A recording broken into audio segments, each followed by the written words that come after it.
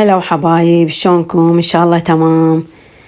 اليوم راح أسوي لكم الطرشي الخيار المحشى والمدبس بنفس الوقت، مثل اللي نشوفه بالمحلات وبعد أطيب. إن شاء الله تتبعون الطريقة مالتي وتخلون المكونات اللي راح أخليها، وهي بسيطة إن شاء الله موجودة بكل بيت. نبدأ على بركة الله. حبايب، هذا خيار جاهز مكبوس بمي وملح. هنا أنا راح أبدي أعقم الشيش بمي حار بخل أبيض لضمان نجاح الطرشي. حبايب إن شاء الله هنا أنا بديت أثرم بالكرفس، لأن هو أول مكون الحشوة الطرشي هو الكرفس. وهنا أنا حبايب بديت أشرحه، أفتحه من الوسط على مود نحشي بيه. حبايب، وهذا نوع الطرشي ينفع بالمشاوي، بالمقليات، بكل وقت. هاي هنا حبايب حطيت ثوم، لازم نكثر الثوم ويا الكرفس يطلع طعمه كلش طيب. هو حبايب المكونين الرئيسيين هم الثوم والكرفس. وهاي التوابل حبايب كتبت لكم إياها: كاري مدراس، بطنج، وريحان يابس. الريحان اليابس يعطيه طعم كلش طيب. هاي حبايب نخبط هاي المكونات كلها ونلابسها زين ونحشي الخيار مالتنا. حبايب، ومن تريدون تحشون كثروا، يعني حطوا هواية بالخيارة يطلع طعمها كلش طيب، يعني الكرفس على الثوم على التوابل. ولا تنسون حبايب سر طعم الطرش الطيب بالتوابل. والصراحة هاي الوصفة أحسها يعني بسيطة، يعني الكل يقدر يسويها.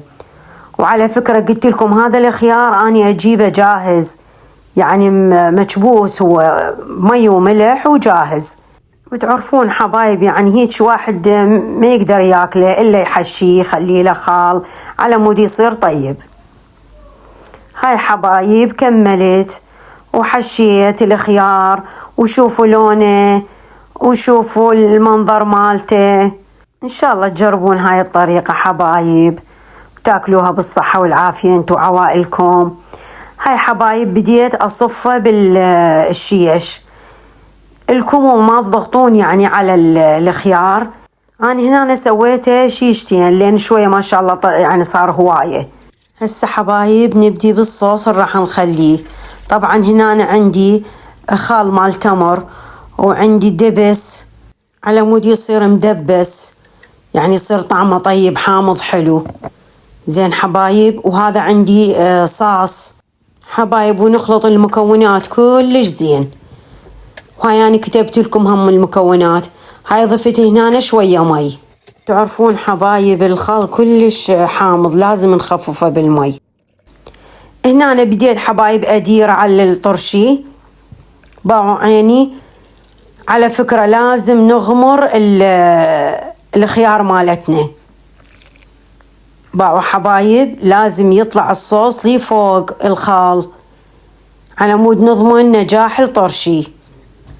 هاي غطيته هنا، انتو بكيفكم تحطوا له ورق، تحطوا له اي شيء. واذا الجو مالتكم حار حطوه بالثلاجة، واذا الجو بارد، احنا جونا بارد نحطه برا. حبيت اراويكم حبايب النتيجة، وطلع طرشي ولا اروع، كلش طعمه طيب. ان شاء الله تجربوه.